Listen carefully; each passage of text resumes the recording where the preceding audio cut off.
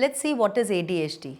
It is a term used to describe children who consistently and repeatedly show age inappropriate behaviors in two general categories of inattention and hyperactivity impulsivity, according to APA. It is a severe disorder with biological underpinnings and not simply a label overused to excuse bad behavior. ADHD often appears before the child starts school. As early as toddler years, these children will be easily visible to others as behaving differently from other children their age. Once ADHD child starts preschool or kindergarten, their teacher is likely to report to parents their observation of many of the symptoms. Expulsion from preschool is often the first indicator of ADHD. Symptoms must be present for a minimum of 6 months and must be seen in more than one setting. The symptoms are most commonly seen at home and school, but will surely be displayed in restaurants, grocery stores, movie theaters, and any place where it is not acceptable to be loud and active. To receive a diagnosis of ADHD, a person must exhibit a certain number of behavioral characteristics reflecting either inattention or hyperactivity and impulsivity for at least 6 months to a degree that is maladaptive and inconsistent with developmental level. These behavioral characteristics must have begun prior to age 7, must be evident in 2 or more settings, that is home, school, work, community, etc., and must not be due to any other mental disorder such as mood disorder, anxiety, learning disability, etc. Some of the characteristics are as follows, and these characteristics are of inattention. Firstly, the individuals with these problems often fail to give close attention to details or make careless mistakes in school, work, or other activities. They often have difficulty sustaining attention in tasks or play activities. They often do not seem to listen when spoken to directly. They do not follow through on instructions and fail to finish schoolwork, course, or duties in the workplace. They have difficulty organizing tasks and activities. They avoid, dislike, or are reluctant to engage in tasks that require sustained mental effort, such as schoolwork or homework. They often lose things necessary for tasks or activities like toys, school assignments, pencils, books, or tools. So these were the inattention symptoms. Now we come to the hyperactive symptoms. They often fidget with hands or feet or squirm in seat. Secondly, they often leave seat in classroom or in other situation in which remaining seat is expected. They often run about or climb excessively in situations in which it is inappropriate. In adolescents or adults, it may be limited to subjective feelings of restlessness. Often have difficulty playing or engaging in leisure activities quietly. They are often on the go or act as if driven by a motor. They often talk excessively. Impulsive symptoms. They often blurt out answers before questions have been completed, often have difficulty awaiting their turn, often interrupt or intrude on others. They butt into conversations or games. Now, there are several subtypes of ADHD. There are 3 types mainly. Some children with ADHD show symptoms of inattentive behavior. Some are hyperactive or impulsive. Others only show symptoms of hyperactivity, impulsivity. Most, however, show symptoms of both inattention and hyperactivity, impulsivity. So the 3 types are predominantly inattentive type, predominantly hyperactive impulsive type, and combined type. Let's look at the core features of these types. Inattention. Children who are inattentive find it difficult to sustain mental effort during work or play activities. They have a hard time keeping their minds on any one thing or following through on requests or instructions. They can attend better to things they like but have difficulty in focusing on less enjoyable tasks or while learning something new. Common complaints about inattentive children by parents and teachers are that child won't listen. He doesn't concentrate, he doesn't follow instructions, is disorganized, is easily distracted, is forgetful, daydreams, doesn't finish tasks or courses or assignments, and is quick to lose interest in boring activities. Now, there are different types of attention, and the child could have a problem in any of these four kinds of attention. One is sustained attention, the ability to concentrate only on relevant stimuli and not to be distracted by noise in the environment. When we study for a test, how easily one is distracted by the sounds from the television in another room. Distractibility is a term commonly used to describe deficits in sustained attention. Attentional capacity, the amount of information in short-term memory to which we can attend. When someone gives us a phone number or direction, how much information we can attend to and remember briefly. Sustained attention, the ability to maintain a persistent focus of attention over time or when fatigued. When we are tired and don't feel like studying for an exam, we still are able to pay attention to the task at hand until we have received all the required material. Vigilance is another term used to sustained attention. Hyperactivity, impulsivity. Usually, when children display symptoms of hyperactivity and impulsivity, they occur simultaneously, and thus these are viewed as a single dimension of behavior. Hyperactivity can take various forms. Children with ADHD can be in constant motion. Sitting through a class lesson can be impossible for them. The child may fidget, run about the room aimlessly, touch everything in sight, and noisily tap a pencil. Parents and teachers describe children with ADHD as driven by motor or always on the go, talking incessantly. The children's activity is excessively energetic, intense, and inappropriate, and not goal directed. These children are highly active and have extremely high energy levels, but unlike other children, don't accomplish very much. Impulsivity. Children with impulsivity seem unable to curb their immediate reactions or to think before they act. They may run into the street without looking, take an expensive clock apart without much thought about how to put it back together again. It's very hard for them to stop ongoing behavior or to regulate their behavior in accordance with situational demands or the wishes of others. As a result, they may blurt out inappropriate comments or give incorrect answers to questions that are not complete. They find it very difficult to wait or take turns, usually responding too quickly too often. They often interrupt conversations, intrude others, and lash out in frustration when they are upset.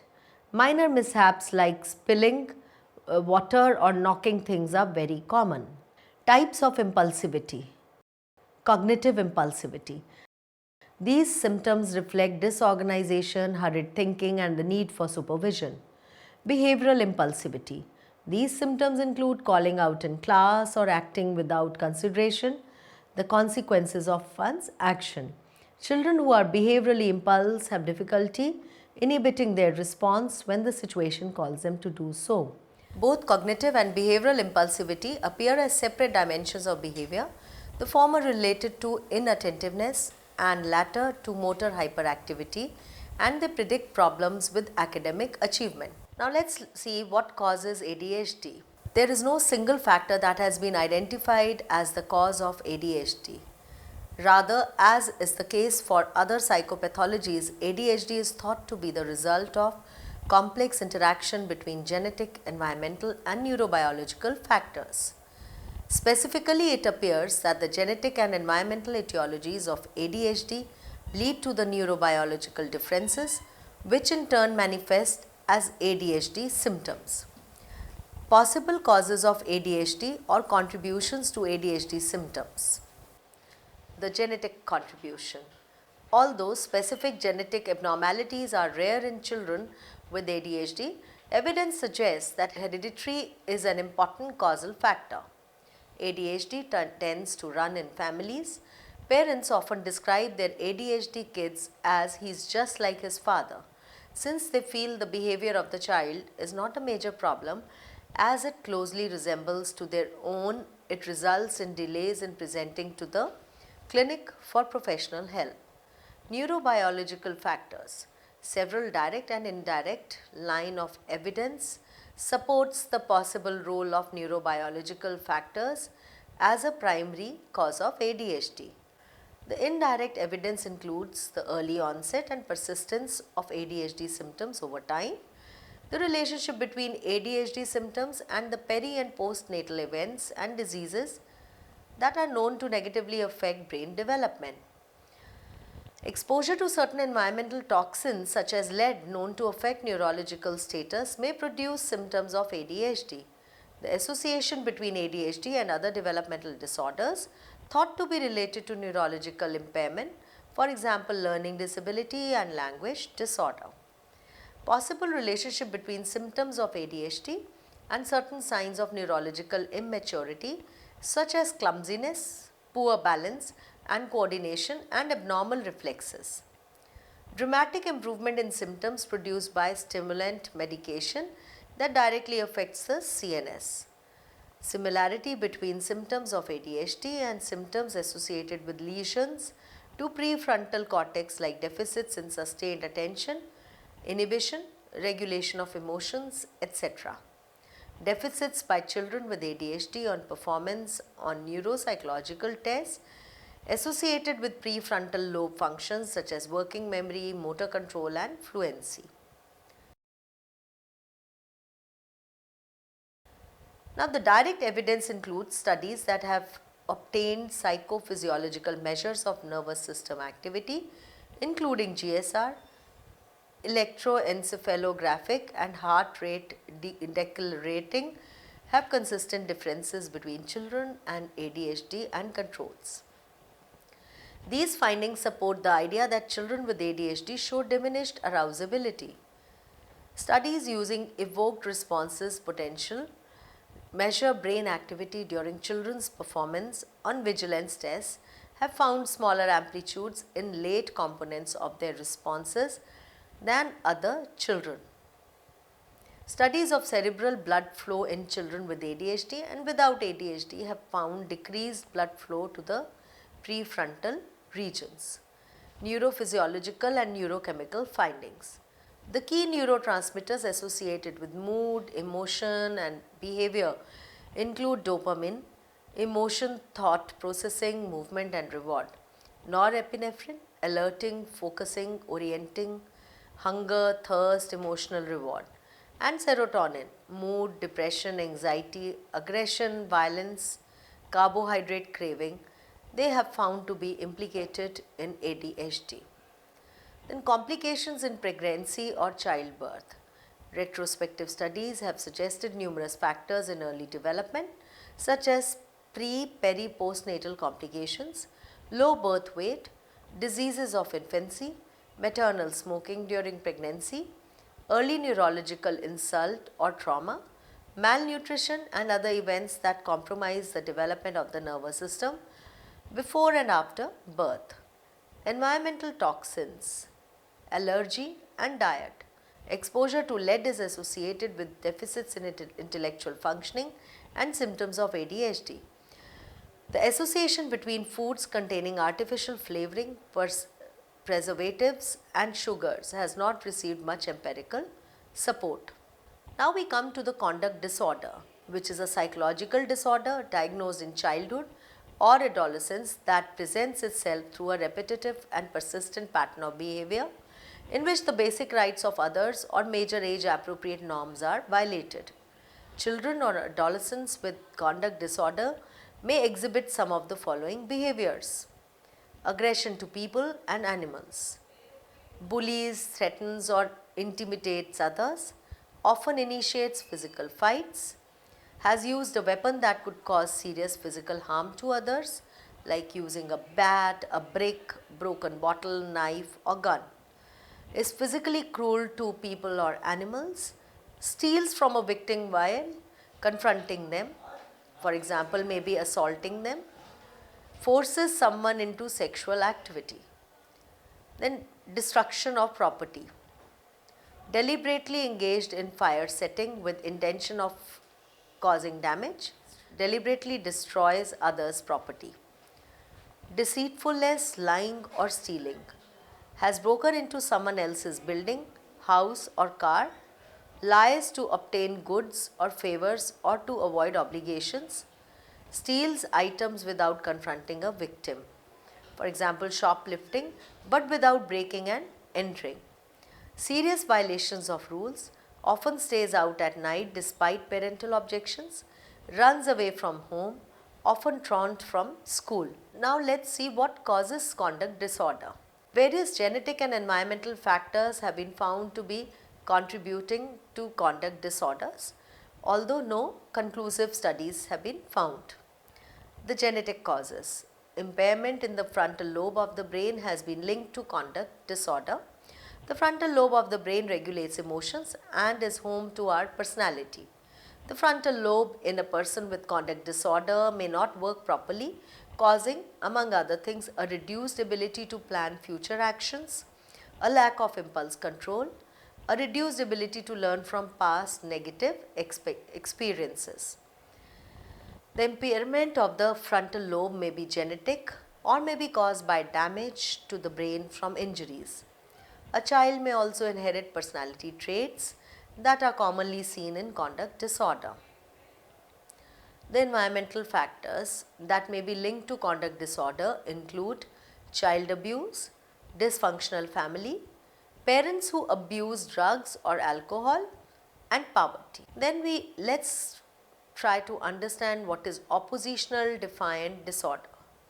Oppositional defiant disorder, or as it's ODD as it's called, is a childhood disorder described by the Diagnostic and Statistical Manual of Mental Disorders as an ongoing pattern of anger-guided disobedience, hostility, and defiant behavior toward authority figures that goes beyond the bounds of normal childhood behavior. Children suffering from this disorder may appear very stubborn and often angry. The signs and symptoms of the disorder. Some signs and symptoms that must be perpetuated for longer than 6 months and must be considered beyond normal child behavior to fit the diagnosis are that the child must exhibit at least 4 out of 8 signs and symptoms listed below in order to meet the DSM-4-TR diagnostic threshold for oppositional defiant disorder. That he actively refuses to comply with majority's request or consensus supported rules. He performs actions deliberately to annoy others. He is angry and resentful of others. He argues often. He blames others for his or her own mistakes. He often loses temper. He is spiteful or seeks revenge. He is touchy or easily annoyed. Generally, these patterns of behavior will lead to problems at school and other social venues. For a child or adolescent to qualify for a diagnosis of ODD, these behaviors must cause considerable distress for the family and or interfere significantly with academic or social functioning. Interference might take the form of preventing the child or adolescent from learning at school or making friends or placing him or her in harmful situations. These behaviors must also persist for at least 6 months. Effects of ODD can be greatly amplified by other disorders in comorbidity such as ADHD. Other common comorbid disorders include depression and substance use disorders. What causes oppositional defiant disorder? Again, there is no known clear cause of oppositional defiant disorder. Contributing causes may be a combination of inherited and environmental factors that include a child's natural disposition, limitations or developmental delays in child's ability to process thoughts and feelings, lack of supervision, inconsistent or harsh discipline, abuse or neglect, an imbalance of certain brain chemicals such as serotonin. Now the management of the children. Untreated children with behavioral disorders may grow up to be dysfunctional adults. Generally, the earlier the intervention, the better the outcome is likely to be. A large study in the United States conducted for the National Institute of Mental Health and the Office of School Education Programs showed that carefully designed medication management and behavioral treatment for ADHD improved all measures of behavior in school and at home.